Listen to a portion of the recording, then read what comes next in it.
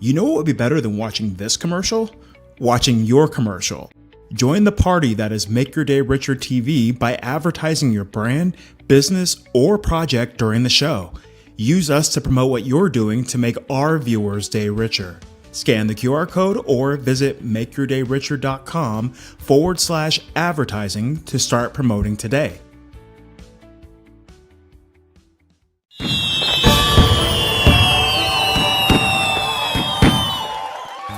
Make your day richer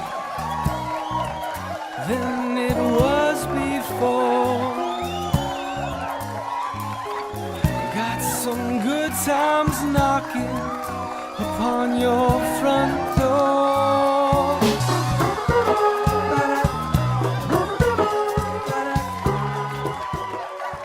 Welcome and happy 2025, everyone. My gosh, it is insane. We made it. We made it to 2025. I'm excited to see what this year brings for me, for you. I hope we get to go on this adventure together. Thank you for watching. We did 140 shows in 2024, and we didn't even start until June. So we've got a lot coming up, including starting on Monday, 2 guests per show starting on Monday, which is thrilling. That our shows are just getting bigger. I don't want to say better because our shows are always great, but we have a great partnership with PodMatch, which helps us book our guests. And because of that, we're just going to bring you more people. So there you go. And that's it. Who's hungover today? Hopefully you're not. It's National Bloody Mary Day. And I hope that you're all safe. I hope you all had fun last night. Hope you all did it safely. We played games with a couple of friends in the neighborhood because we're old now. And it was just really fun to be home and then at 12:02 to walk upstairs and go to bed. And I'm happy about that. So I could be here today with you because we also have a really good show today. So let's just get to it. All right. It's New Year's Day. It's 2025. Let's just put on a good show, shall we? All right, let's go. They say that life begins at 40, but for my first guest today, it seems life just keeps getting better. Annie Korzen, at the remarkable age of 86, has become a viral sensation on TikTok. But Annie is no one-trick pony. She's a seasoned actress, author. Her book, The Book of Annie, is a must-read, and a hilarious storyteller who's graced the stages of The Moth and even made you laugh on a little show called Seinfeld. Get ready for a lively conversation with a woman who proves it's never too late to reinvent yourself. Please welcome Annie Korzen. Good morning. Hi, how are you? I am morning for fantastic. you. It's morning, yes. Have you had enough coffee already today? You know, I'm a decaf person, but I need it the same way everybody else needs it. I make myself a large double cup of latte. I make my own latte with cinnamon every morning. I am not going to give my money to Starbucks for something I can make for 50 cents, you know? Do you have a good coffee machine? Because I just got a really I good don't. I try and buy good beans, Okay, but good. I don't do the things you're supposed to do. I don't chop them up myself. I buy them ready ground, but good quality. I don't buy the cans in the supermarkets. I try and get good quality water processed decaf beans. And the Okay, good. cinnamon makes a difference. This is true. And there's like a specific type of cinnamon that you're supposed to have, of course, that's like good for your health, not just regular cinnamon. Did you know that? I didn't know that. I thought all cinnamon lowers your cholesterol, supposedly. That was today. Yesterday was a different story, you know? But we're not here to talk about cinnamon, Annie. We are here to talk about what I loved before we started filming. You said something was, you are 86 years old, correct? Yeah, I just turned 86. Yes. Well, happy birthday. Thank you so much. And you said the best part of your life is right now. And I got goosebumps and teared up a little bit when you said that. Really? And I want to know why you are loving life right now. I've struggled all my. It's because I had a terrible childhood and I had a pretty good life, but I've always struggled with certain things. And I can tell you very quickly what they are. I've always been told that I'm too talkative, too opinionated, too honest about my opinions.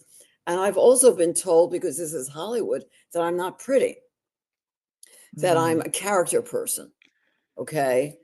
Now, as a result of this crazy TikTok thing, people want my opinions. They want to hear me talk. They love the sound of my voice. They tell me I'm beautiful. They tell me I've got style.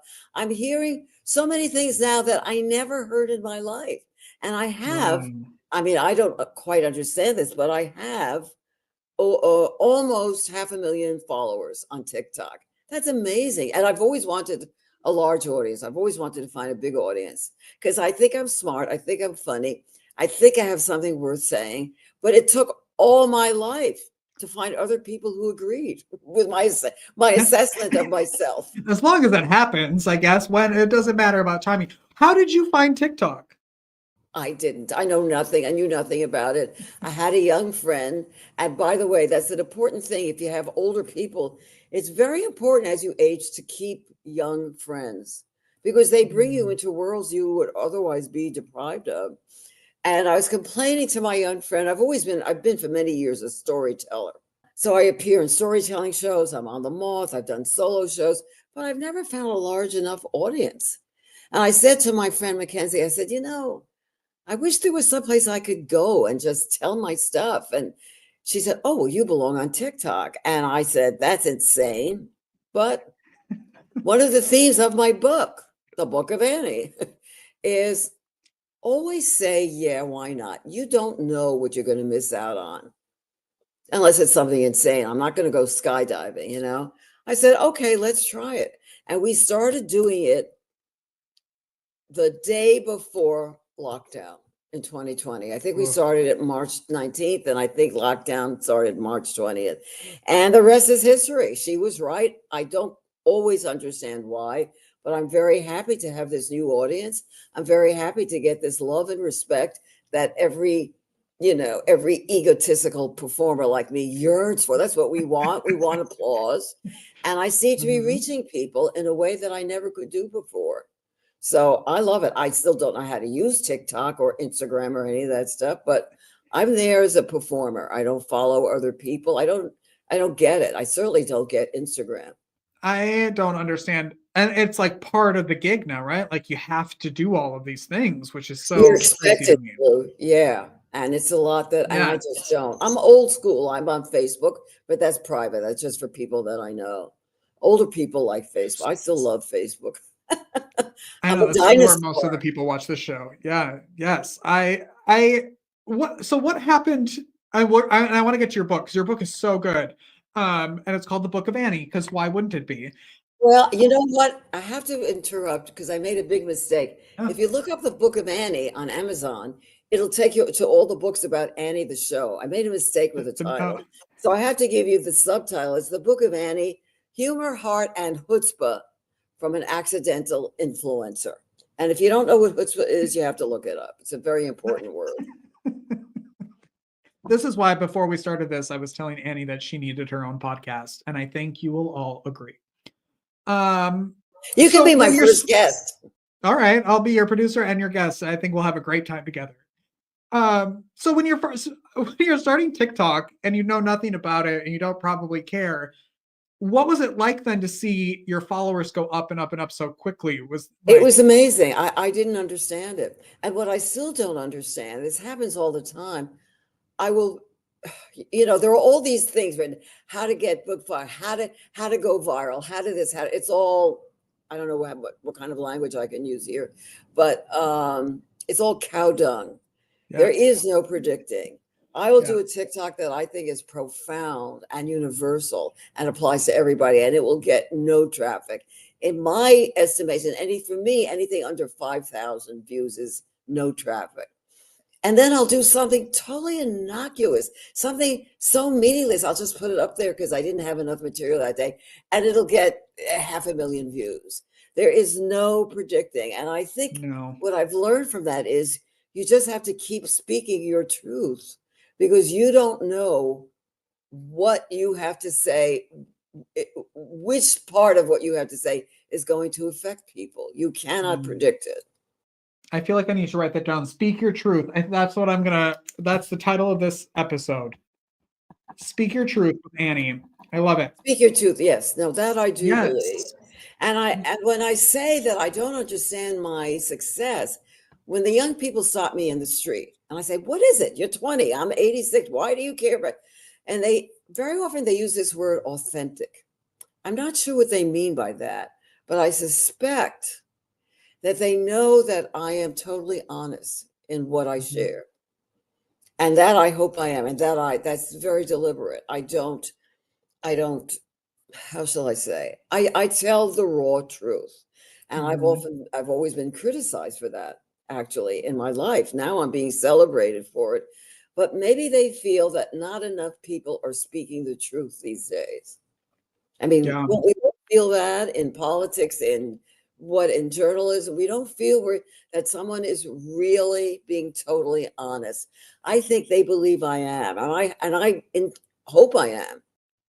Yeah, and I think especially in the entertainment world that we've always held people in TV, film on a pedestal, and you don't really get to see inside of their lives. And now with Instagram, with TikTok, you're starting to see that, and it's nice when you get to connect with people. Because of the lockdown, no one was connecting, and I think people are craving that now.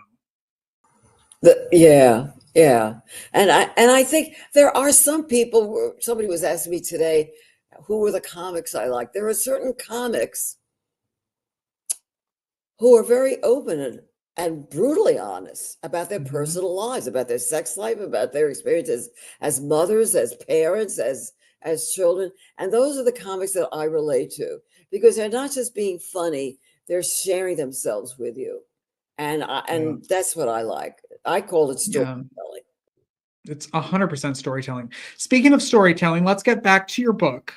Because everybody needs to know about your book. What prompted you to start writing the book? Well, I'm desperate to make money, which is a very bad reason to write a book, because you don't make it. So far, I haven't made it done. But I'm always looking for an audience. And I feel I actually have things to say, even though they're shrouded in humor. But I think I have serious things to say that how shall I say? I want to share the wisdom I've accrued during my long life. I've had time to make mistakes. I've had time to fail. I've had time to learn from those failures. I think I have something to share.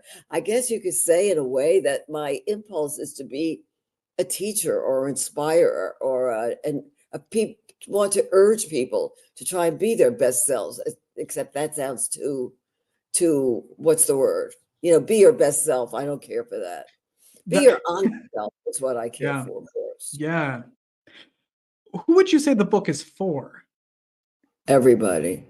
And the reason I say that is because I've learned through this experience. As a performer, I did solo shows and I did storytelling. And I always assumed that my audience was me. My audience was older women, educated, urban, largely Jewish. I figured that was my target audience. The TikTok experience has shown me I was totally wrong about that. That my audience encompasses people of all generations, of all backgrounds, country, white, rural, black, and I have found that quite amazing and gratifying. But I always thought I was very limited. I thought I had a very small window of appreciators. And it turned out that I was very wrong. I was saying on one of the most moving comments I ever got on TikTok was somebody who wrote, I don't understand why I relate so deeply to a white Jewish old American woman. I am a 16-year-old Afghan boy. And that just made me cry. Yeah. It just made me cry. A 16-year-old Afghan boy, and he's interested in what I have to say about how I see life and love and family. And so that's been a great adventure for me. Do you feel any pressure now that you have a larger audience, or do you still feel like the being true to yourself is the reason why, and that you have to keep on that path? Well, it's both. There is a lot of pressure. It is work. There's less now because I've just cut back on the amount of time. For a couple of years, I posted twice a day, 7 days a week. Oh That's my a gosh. lot of material to come up with. Even if it's only 60 seconds, it's still material. Mhm. Now I don't do as much. I post like 5 or 6 times a week. So It's still a lot. once a day, 5 or so, that's a lot less. But there's always a pressure in finding material. Nothing's nothing's without work. It's Yeah. fun. I like doing it, but nothing's without work. When I have to shoot some, oh, it means I have to put makeup on. It means I have to find lighting. It means it's a job. My TikTok thing Mhm. is a part-time job. It's my day job. This is why jobs like that are full time for people, and people get paid lots of money to do them because it's a lot of time to make good content. Yeah. You see, that's Yeah. something though that I do not want to enter into and I don't understand. I've heard that if you ask kids, little children now, what they want to do when they grow up, they will say, "Oh, I want to be an influencer."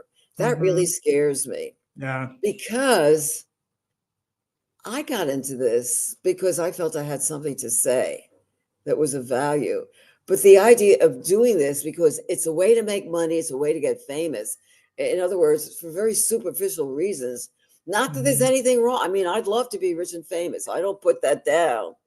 But if that's your goal into entering this, that's to me a little. It doesn't feel sustainable to me. Like there's nothing behind that other than just a flat word of being an influencer. Like to me, that doesn't really mean anything. It doesn't to me. And what qualifies them? These are young kids who know nothing, have read nothing, have Right. done nothing. How are they qualified to influence anybody about Yeah. anything? Yeah. This is If true. they haven't Did lived you, a life yet, you know? yeah. I don't mind Yeah. being called. I mean, I cringe.